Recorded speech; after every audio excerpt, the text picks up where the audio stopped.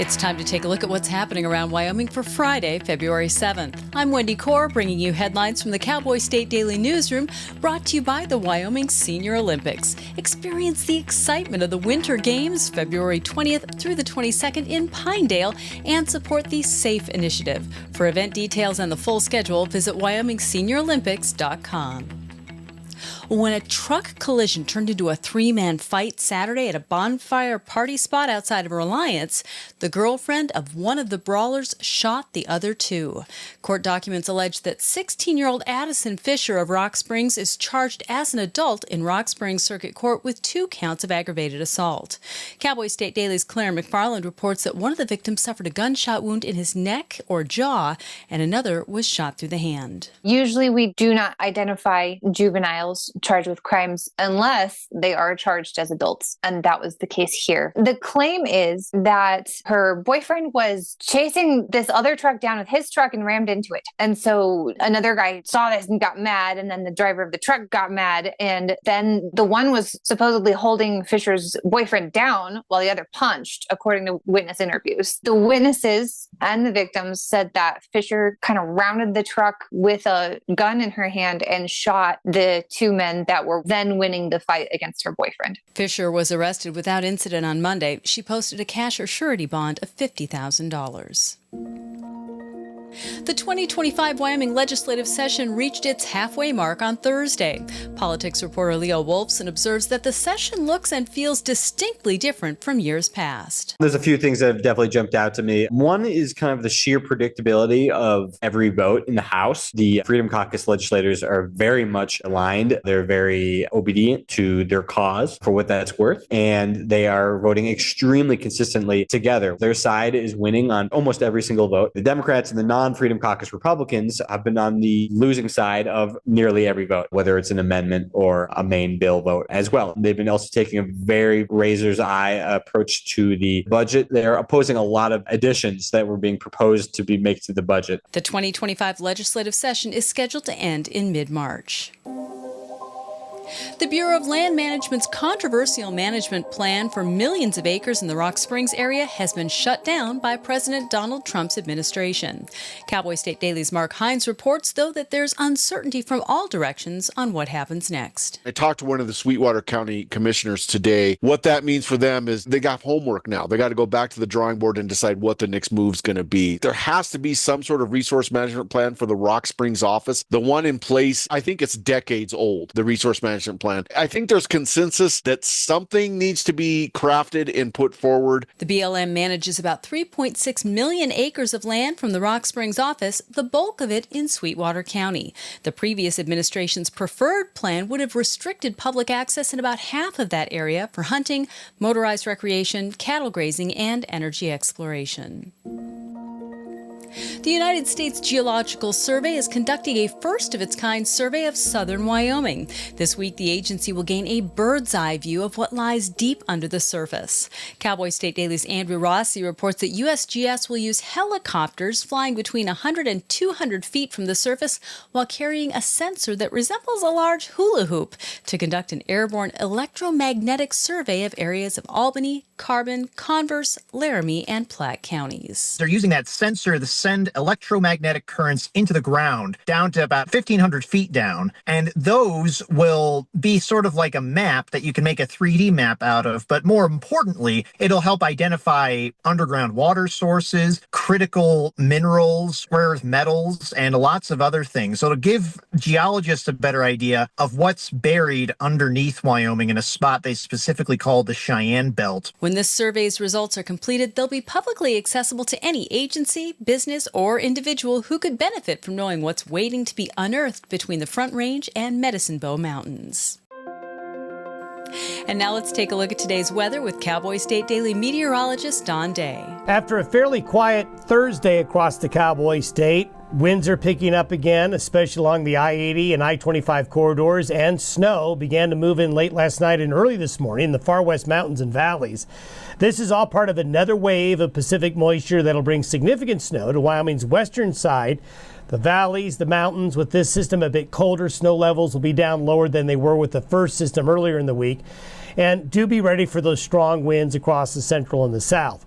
As this system moves across the state today, light snow will develop across the plains north to south and from the west to the east. While we're not expecting any real heavy snow out of this system on the plains, some low elevations will pick up just enough snow to make roads and highways very icy. So travel, later today and tonight especially, watch out for that. Colder air will overspread the state this weekend. Now, over the weekend, we don't really expect much in the way of any snow chances other than a little bit of light snow in the far south as we get through the weekend, a few flurries elsewhere, but it will be colder statewide. Even in those areas of the state that have been very mild this week, colder Canadian air is going to come in over the weekend, and be ready, especially livestock interests, for some very cold temperatures for all of the state as we get into the start of next week. You can get Don's full forecast on the Cowboy State Daily website. I'll be back in just 15 seconds with more news. Wyoming Relay provides telephone access for people with hearing loss and access for people with speech disabilities. We offer services and specialized equipment at no cost to you. No matter what your level of hearing loss or speech disability, Wyoming Relay can help.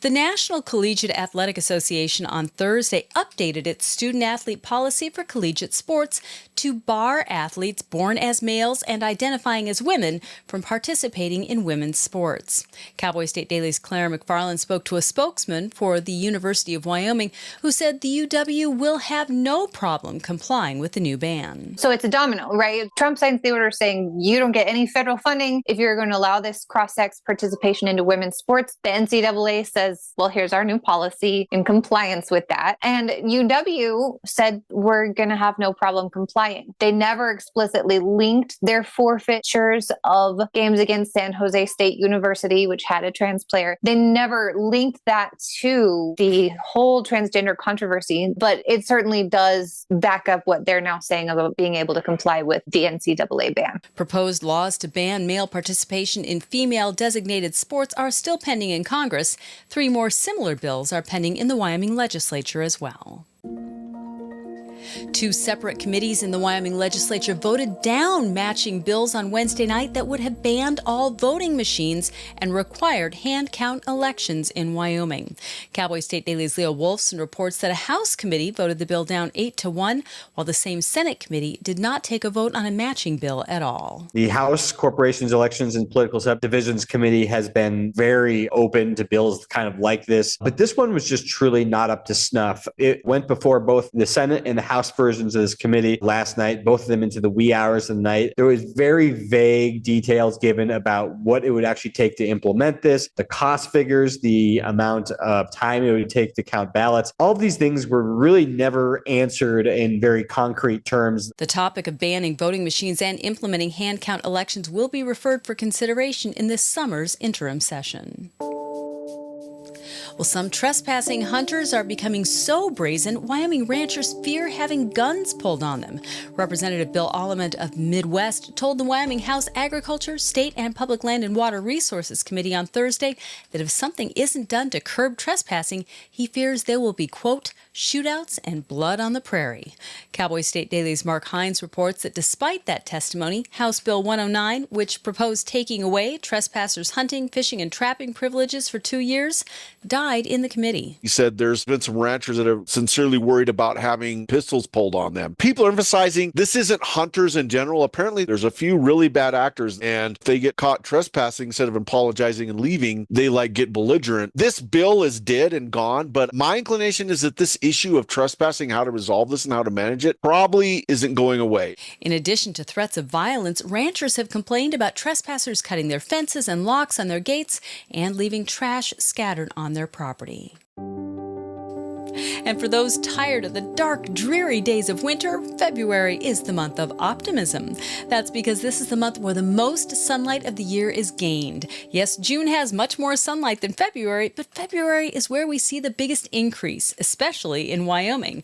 That's what Cowboy State Daily's Jimmy Orr is reporting. A lot of the stories that we do, Wendy, are based on messages and letters and emails that we get from our readers. And somebody was complaining about our our long winter in Wyoming. Well, if you're from Wyoming, you know we do have long winters, and that's part of the deal. But Don Day confirmed that the month of February, and he compared it to NASCAR, is like when the green flag gets waved and the cars take off and they go 0 to 60 in 3 seconds or whatever it is. This is a month that gets the biggest increase of sunlight at one time. It's all about the latitude, and the higher up you are, the more you get this time of year, and the reverse in the fall. And so the winners in Wyoming are Grable and Cody, and they get the most with an hour and 19 minutes of fresh new sunlight in February. However, although the days will appear longer, we're also at the time of year when Wyoming starts to see more wintry weather.